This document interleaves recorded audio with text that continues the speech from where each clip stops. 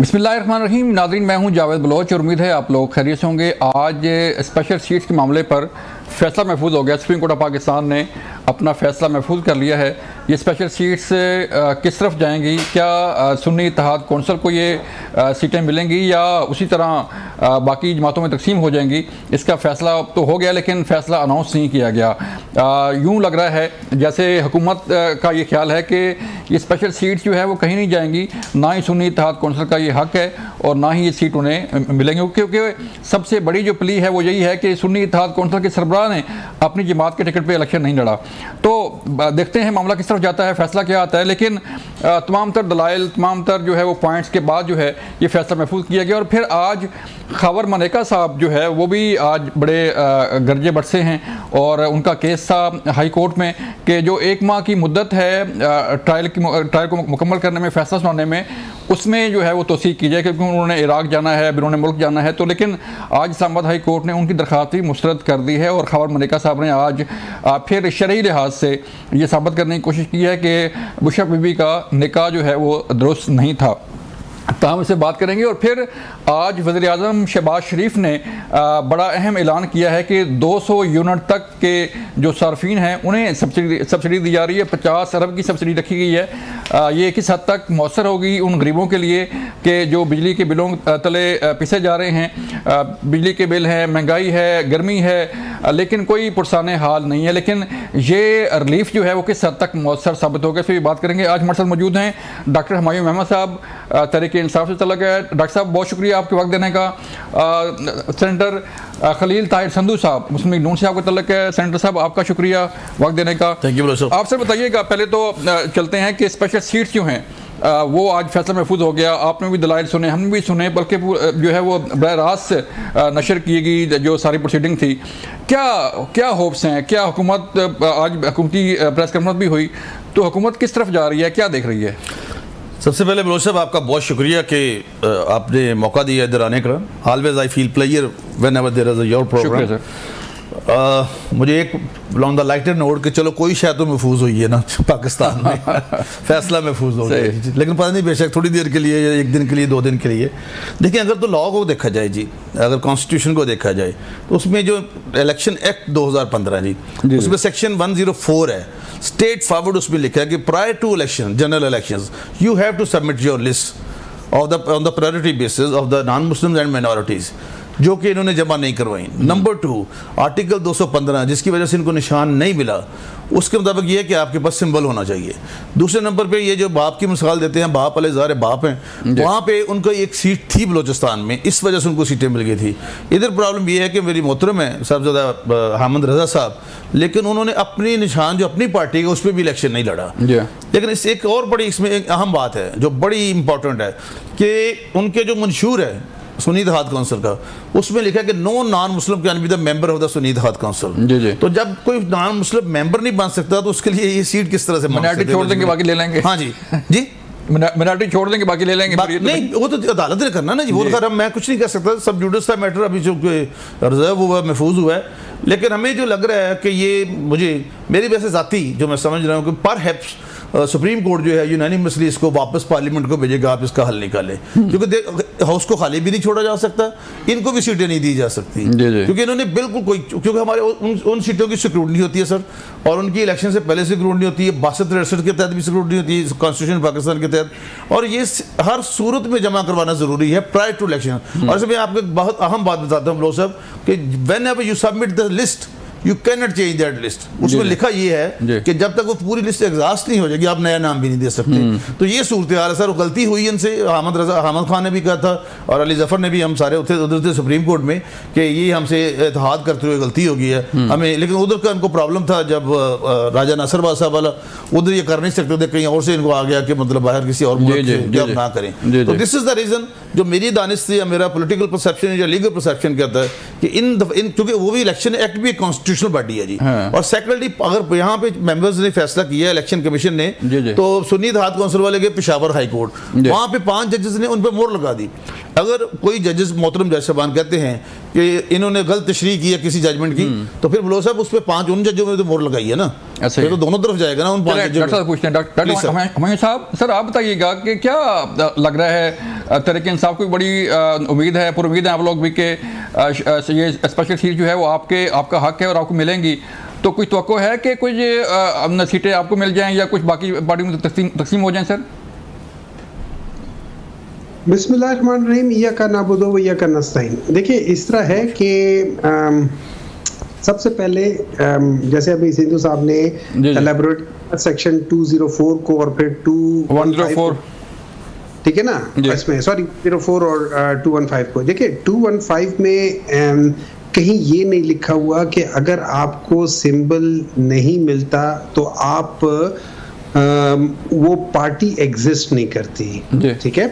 Symbol ना मिलना उसका मतलब ये है कि आप जब इलेक्शन में जा रहे होंगे आप अपने सिंबल पे नहीं लड़ेंगे, आप मुख्तलिफ सिंबल्स पे लड़ेंगे। सही है। इसका हरगिज़ ये मतलब नहीं बनता कि आप आज़ाद इलेक्शंस लड़ेंगे, ठीक है। तो सबसे पहले जो इंटरप्रिटेशन ऑफ द जो इलेक्शन कमीशन वो गलत है, वो इंटरप्रिटेशन गलत है, क्योंकि पाकिस्तान के इंसाफ एक रजिस्टर्ड पॉलिटिकल पार्टी है, उससे सिंबल लिया गया है लेकिन वो पार्टी खत्म नहीं हुई। पाकिस्तान के इंसाफ ने इलेक्शन में बगैर सिंबल के कंटेस्ट किया, लेकिन पाकिस्तान तहरीक इंसाफ के लोग पाकिस्तान तहरीक इंसाफ के थे, वो आज़ाद नहीं थे। उनको आज़ाद डिक्लेयर करना वाज मिस रिप्रेजेंटेशन और miss interpretation of the election commission and in सब लोगों का ये इंटरप्रिटेशन गलत था। वो इमरान खान है, एक तो ये लोग नलायक बहुत है, ऊपर से मेहनत भी नहीं करते। नंबर 2, ठीक है। अच्छा, बात आ जाती है कि जब आप ये देखते हैं इस लिहाज से, तो देखिए जब आप इस जगह पे आके रुक जाते हैं ना तो आपका सारा का सारा सिस्टम जो है ना ऊपर नीचे होना शुरू हो जाता है। अब आप आ जाते हैं, हम थोड़ी देर के लिए जिस बेसिस पे हमसे सिंबल हटा है, सिंबल ये हटा है कि जब आप चीफ जस्टिस साहब की बात सुनी, उन्होंने कहा आप लोगों ने तो अपने इलेक्शंस ही नहीं कराए। अच्छा, उसके लिए हमने 3 दफा इलेक्शंस कराए, 2 दफा उससे पहले और 1 दफा बाद। वैसे डॉक्टर साहब उन्होंने ये भी फरमाया था सर कि तहरीक इंसाफ अगर अपनी जमात में रहती तो ज्यादा अच्छा होता। बिल्कुल बिल्कुल, इंडिपेंडेंट होने के इनको तो नहीं जाना चाहिए। मेरी बात सुने, वो सब कुछ अच्छा होता अगर इलेक्शन कमीशन ये गंद ना करता। अगर इलेक्शन कमीशन की ये इंटरप्रिटेशन, और इलेक्शन कमीशन याद रखे ये एक आईनी इदारा है और वो आईनी इदारा इस इलेक्शंस को कंडक्ट करता है। अब जब इलेक्शंस को वो कंडक्ट करता है और अगर वो उसको आउट दे देता है किसी को, तो उस बंदे ने जब तक उसका थर्ड एम्पायर ना कह दे कि यार तुम आउट नहीं हो, वो आउट होके बाहर चला जाता है, ठीक है। अब ये याद रखें कि अब आ जाते हैं हम दूसरी बात पे, जो जिस बेसिस पे हमसे लिया गया है। चीफ जस्टिस साहब ने अपने उसमें कहा था कि जी पाकिस्तान तहरीक इंसाफ ने इलेक्शन लड़ा नहीं है या इलेक्शन किया नहीं है, हमने 2 इलेक्शन लड़े थे। अच्छा, अब ये याद रखिए आपका जो आर्टिकल 209 है जिसका हमेशा जिक्र होता है, आर्टिकल 209 ऑफ इलेक्शन एक्ट 2017, वो आप कैटेगोरिकली ये कहता है कि आपने इंट्रा पार्टी इलेक्शन करना है और उसके बाद वो 4 चीजों के ऊपर स्ट्रेस करता है कि आपने 4 सर्टिफिकेशंस देनी है, ये 4 आपने चीजें इसके बारे में बतानी है कि किया है या नहीं किया, किया है या नहीं किया, किया या नहीं किया, ठीक है। वो चीज अगर आप देखें उसमें वो ये नहीं कहता कि इनकी डिटेल्स, ये इलेक्शंस किस तरीके से कंडक्ट हुए, क्या हुए क्या नहीं, उनको मतलब है उन 4 सर्टिफिकेट से, ठीक है। वो 4 सर्टिफिकेट्स थे, इलेक्शन कमीशन ने जानबूझ के उसके अंदर घुसने की कोशिश की और ये सारा का सारा एक मिली भगत थी, वो भी गलत था।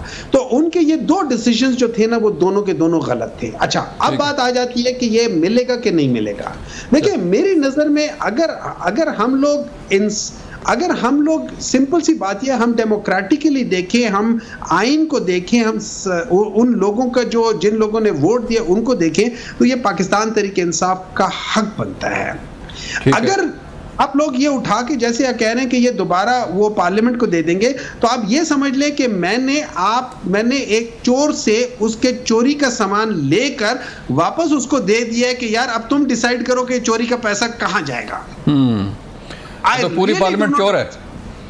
क्या चीज? आप ये कहना चाह रहे हैं कि पूरी पार्लियामेंट चोर है?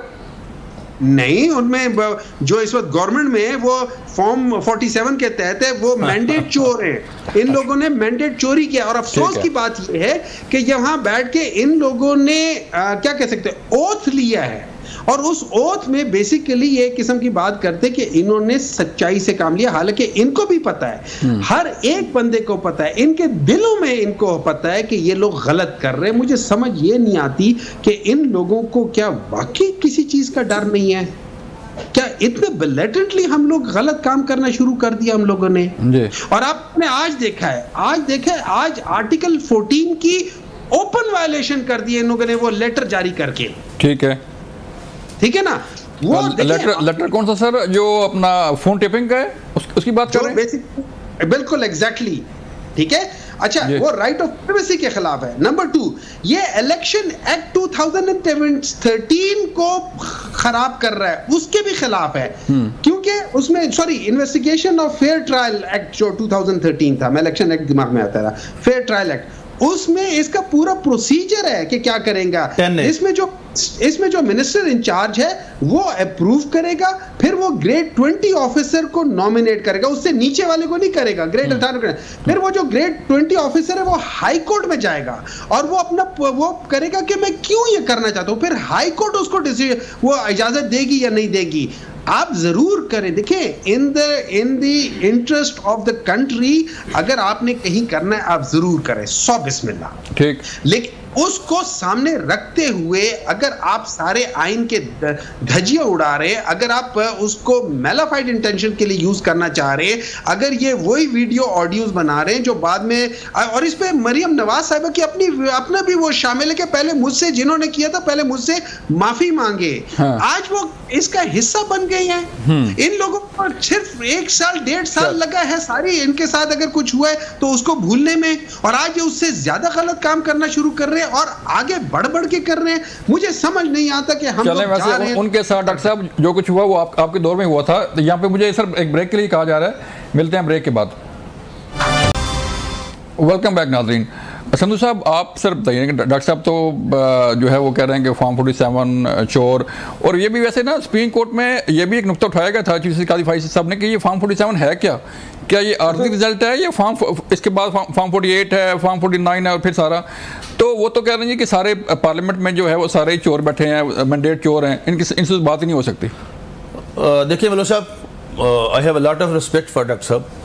मैं तो खैर नहीं किसी पब्लिक रिप्रेजेंटेटिव को कहूँगा, यही वजह कि आज हम इस हाल तक पहुँचे, क्योंकि हम आपस में इकट्ठे नहीं होते, और अगर हम LMG नहीं बनते, लाइक माइंडेड ग्रुप, किसी हद तक कुछ कॉमनलिटीज़ को, कुछ प्रायोरिटीज़ को तय कर लेना चाहिए।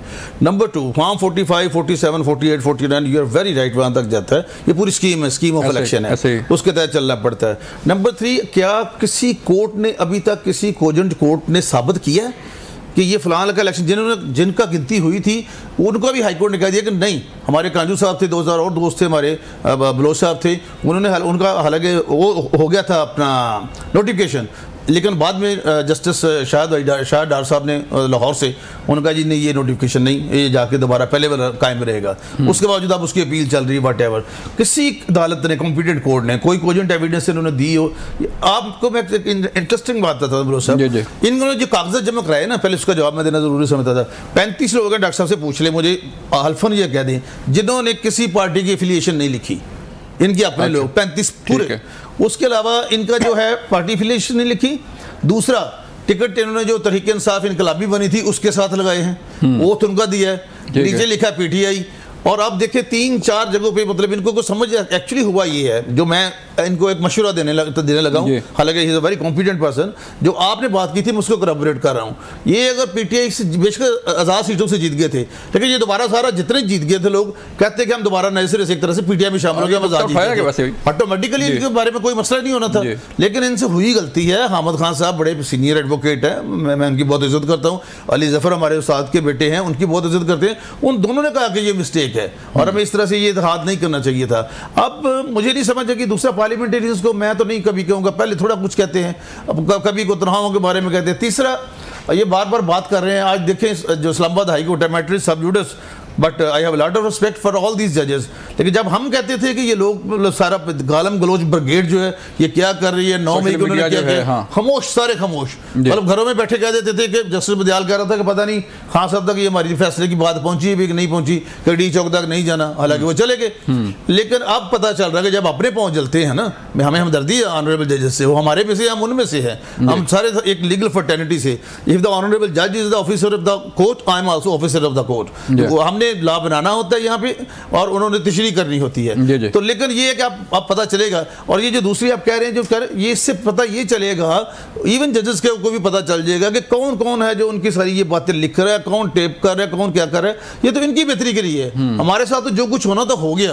अब अगर आप देखें, अगर जिस मुल्क की अदलिया, चर्चिल ने कहा था दूसरी जंग अजीम में कि अगर मेरे मुल्क की अदालतें इंसाफ कर रही हैं तो हम जंग जीत जाएंगे। हमने किसी से जंग क्या जीतनी है, हमारी तो जज इंसाफ मांग रहे हैं तो बाकी आम आदमी क्या करेगा।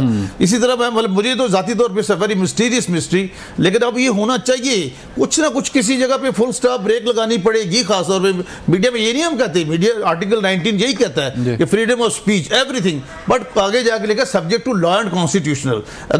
You can not say anything against the injections of the Islam, you can not say anything against the अपना जो हमारी मिलिट्री है या आर्मी है उनके बारे में। पिछले 3 माह में 111 लोग शहीद हुए केपी में जी, सिर्फ आर्मी के। बाकी जो बच्चे नौजवान हैं, बच्चे जो आज भी कैप्टन उसामा शहीद हो गए जी, हो गया किसी टीचर का बेटा होगा बेचारा, वो जाके शौक होता है कि वतन पे जान देनी है और उनकी यही मंजिल होती है कि मैंने शहादत पानी है। तो ठीक है, शहादत का बहुत बड़ा रुतबा है, लेकिन साथ साथ अगर दुनियावी लिहाज से भी सोचें तो उसकी बीवी भी होगी, शायद को बच्चा भी होगा, अपना माँ बाप भी। 24 साल उम्र थी सर, देखो 24 ईयर्स प्राइम यूथ एज, तो दुख तो है ना जी। तो हम उन्हीं के मुजस्मे तोड़ रहे हैं, उन्हीं को हम गालियां दे रहे हैं, उन्हीं की पैंट हम पे लहरा रहे हैं। डॉक्टर साहब आज इद्दत का भी निकाह का केस था, वो भी इसका फैसला हो गया। हाई कोर्ट ने जो है वो रिजेक्ट कर दी दरखास्त खबर मलिका की कि विदिन 1 मंथ जो है ये फैसला होना है और 12 तारीख है डेडलाइन की।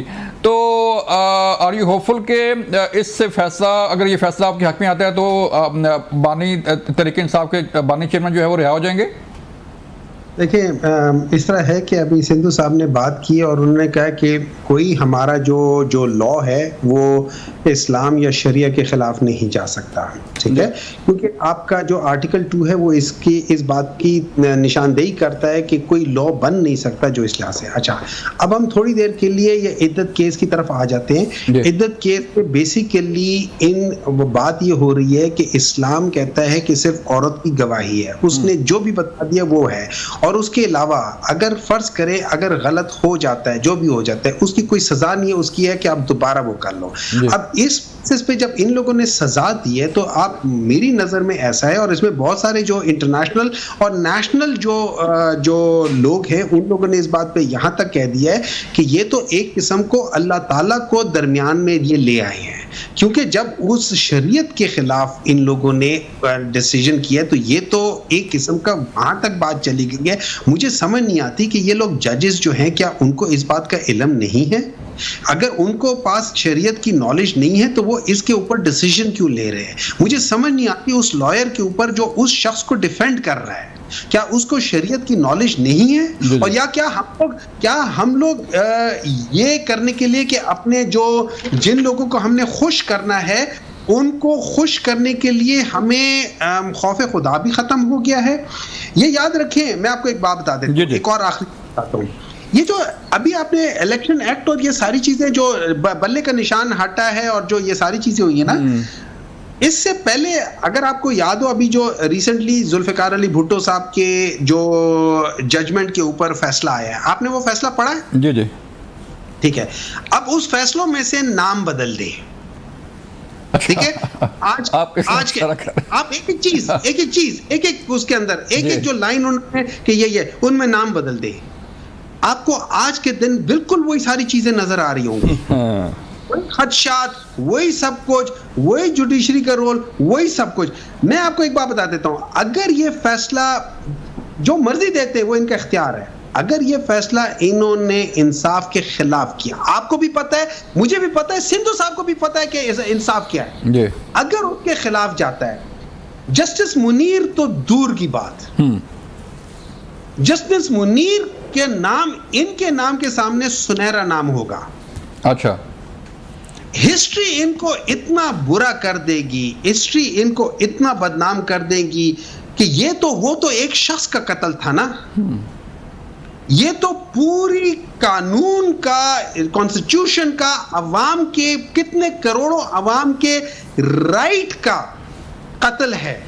मैं इस तरह ब्रेक ले लूँ, फिर वापस आता हूँ। मैं आपको एक मिसाल भी दूंगा इस अदम एतमाद की भी और एतमाद की भी। मिलते हैं ब्रेक के बाद। वेलकम बैक नाजरीन। सुन साहब, अभी डॉक्टर साहब फरमा रहे हैं कि जब किसी जज पर एतमाद नहीं होता या कहा जाता कि मुझे आप पर एतमाद नहीं है तो वो हट जाए केस से, तो मैं थोड़ा सा पीछे ले गया तो उमर बंदयाल साहब थे, PDM गवर्नमेंट थी और उन पर बारह दफ़ा बेंगा गवर्नमेंट, वज़ीर आज़म ने, काबीना ने, गवर्नमेंट ने जो है वो कहा हमें आप पे एतमाद नहीं, आप साइड पे हो जाएं, लेकिन वो नहीं हुए। तो अब क्या सूरत हाल है? देखिए, उस वक्त भी मैं भी उस मुतासरा अफरीक में हूँ। मैं मिनिस्टर एक्साइज एंड टैक्सेशन बना था जब हम साहब चीफ मिनिस्टर बने हैं, तो बंदयाल साहब ने पूरी जो स्कीम ऑफ कॉन्स्टिट्यूशन थी पूरी की पूरी चेंज कर दी। हाँ जी, मतलब ये होता रहा है और मैं बिल्कुल सपोर्ट करता हूँ इनकी बात को कि ये बिल्कुल होता रहा है आज तक। लेकिन अगर हम किसी को भी कहते हैं, उन्होंने 8 बेंच से करते करते 3 तक आ गए। हाँ। 3 में से भी 2 चले गए। जस्टिस ऑनरेबल जस्टिस मनीब साहब अभी हैं मतलब यहाँ पे, तो उन्होंने जिस तरह से भी किया, जो भी किया, पूरा आइन, नया आइन लिख दिया। अच्छा, हमारे साथ ज्यादा हुई, लेकिन चले कोई बात नहीं, जो भी हुआ।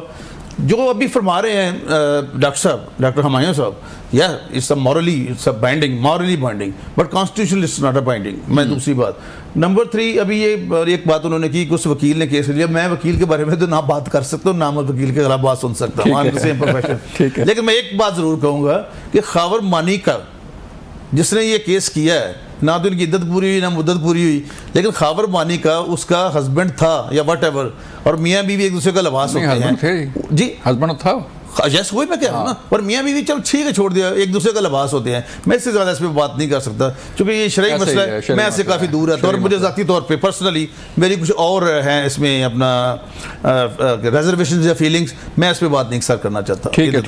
चलें, आप ये बता दें कि आज जब थे उस मीटिंग में, जब वज़ीर आज़म ने 200 यूनिट का जो है वो सब्सिडी दी, तो क्या कितने लोगों को रिलीफ मिलेगा?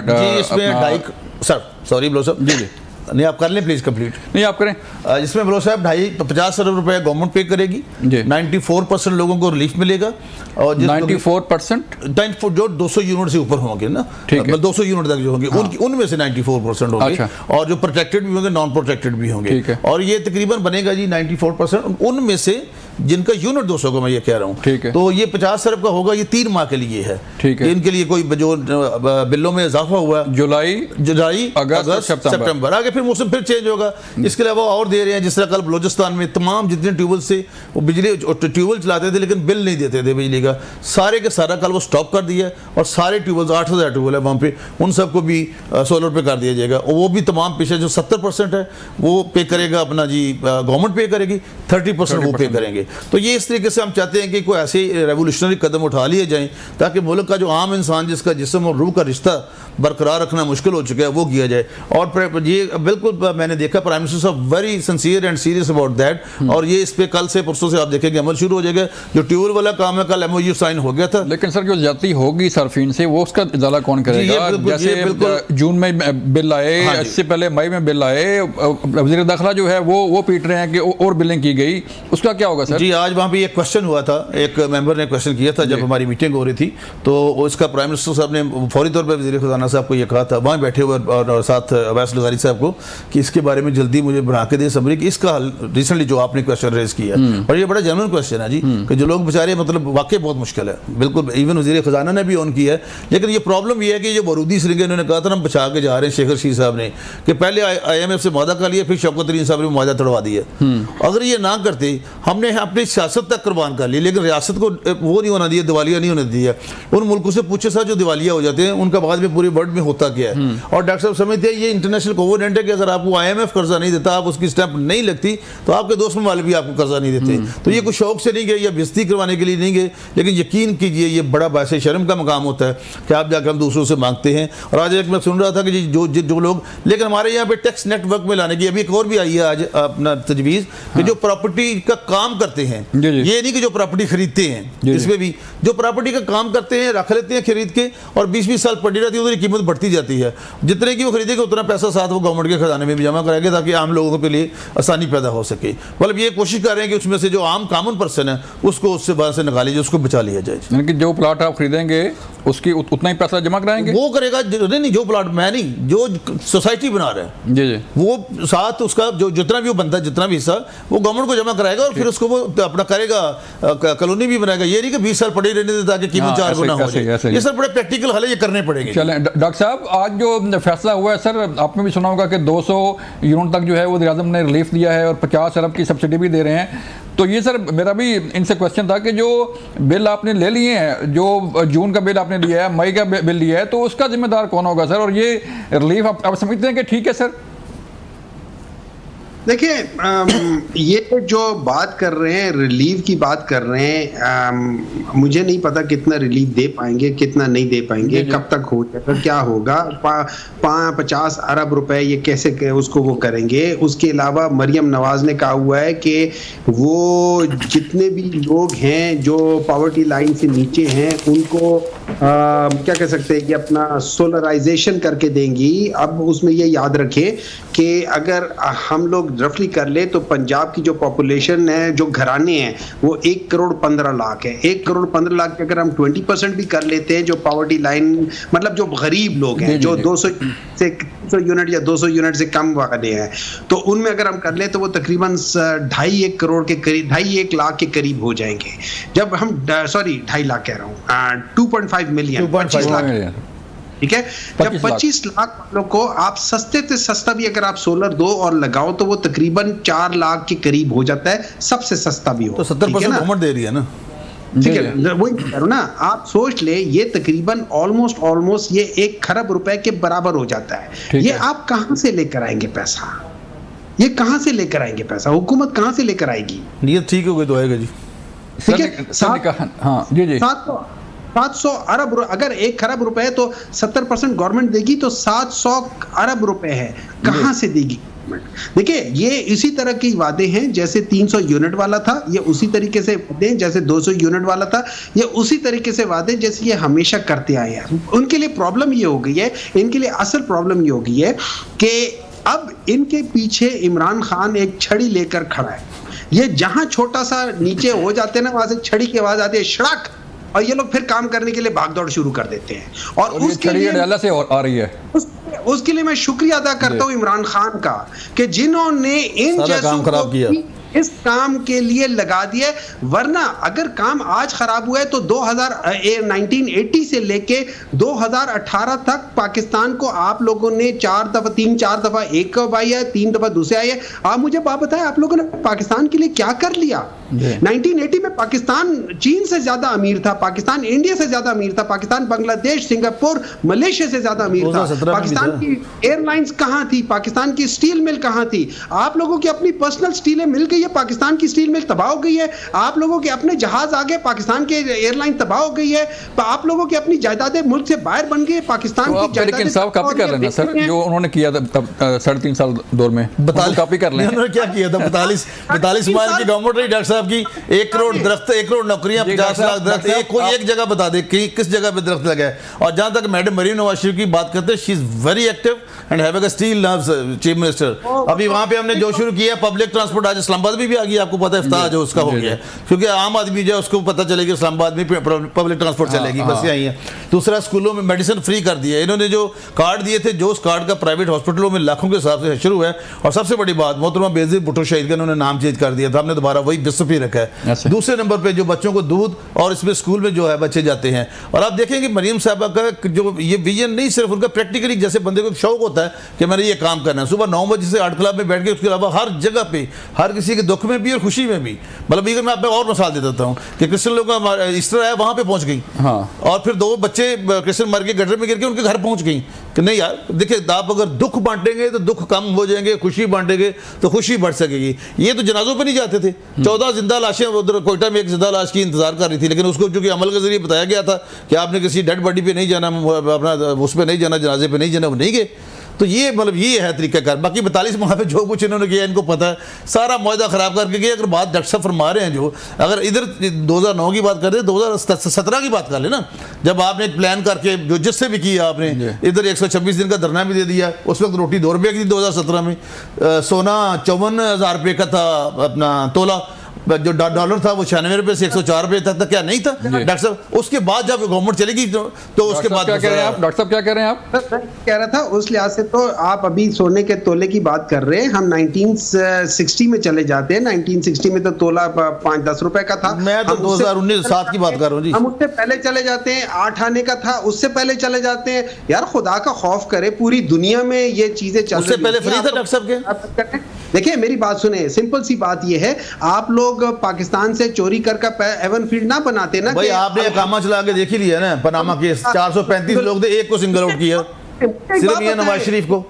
सिंधु साहब आप लॉयर है, मुझे एक बात बताएं, क्या पाकिस्तान का सिटिंग प्राइम मिनिस्टर किसी मुल्क में, किसी और मुल्क में किसी छोटी कंपनी का मुलाजिम हो सकता है?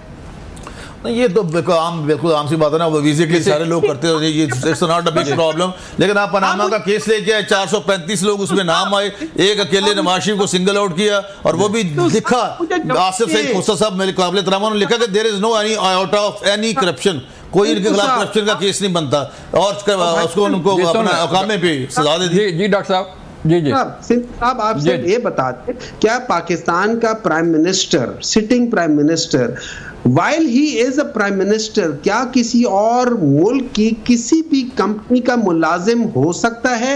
यस या नो? बाकी छोड़ दें, यस या नो। अपने बेटे की कंपनी मुलाजिम उसने क्या किया, या उसने वहां से को फर्स्ट प्रिविलेज लिए उसको देखिए मेरी बात सुने डॉक्टर साहब, साकिब निसार ने कहा जी आपने अपने बेटे से तनख्वाह नहीं ली, क्या साकिब निसार के बेटे से तो नहीं ना मांगी तनख्वाह जाके उन्होंने? ये कोई ऐसी बात है, ये these are very minor things, ये कोई छोटी-छोटी चीजें हैं। ये भी अदालत की कार्रवाई थी ना जी। सिंधु साहब आपको भी पता है नहीं हो सकता, मुझे भी पता है, दुनिया को भी पता है। बस डॉक्टर साहब आपको साकिब निसार नहीं मिलना, आप गाते हैं रोज किसी का साकिब निसार ना बिछड़े, बस ये गाते हैं आप। नहीं डॉक्टर साहब, अब इसका जो है वो sir last 30 second sir, doctor साहब कोई हल है, कोई मुज़ाकरात, कोई वे फॉरवर्ड है कोई? देखिए वे फॉरवर्ड मैं आपको एक बात बताता हूँ। वे फॉरवर्ड जलसा कब कर रहे हैं ये बता दें। एक बात बता रहे हैं ना, मैं आपको सब बता दूं। वे फॉरवर्ड क्या होता है? वे फॉरवर्ड ये है कि अगर हम लोगों ने आपस में बातचीत करनी है तो कम से कम जो इस वक्त जिनके पास ताकत है, खैर ताकत तो किसी और के पास है, लेकिन जो अपरेंटली बैठे हुए हैं ऐसी जगह पे, वो कम से कम जलसा कब कर रहे हैं? जलसा कब कर रहे हैं सर? 10 second sir. अभी वो उन्होंने कहा हुआ ना, इंशाल्लाह ताला इसके बाद करेंगे, अशूरा के बाद करेंगे सर, अशूरा के बाद जलसा करेंगे। सर बहुत शुक्रिया डॉक्टर मांगिया साहब, टाइम ख़त्म हो गया। संधू साहब आपका शुक्रिया वक्त देने का। नाज़रीन बात सिर्फ इतनी की है कि जब तक मामलात मिल बैठ के हल नहीं करेंगे, मामलात हल नहीं होंगे, चाहे वो कोर्ट में हो, चाहे पार्लियामेंट में हो, और चाहे जो है वो सड़कों पर हों। अपना ख्याल रखिएगा। अल्लाह हाफिज़।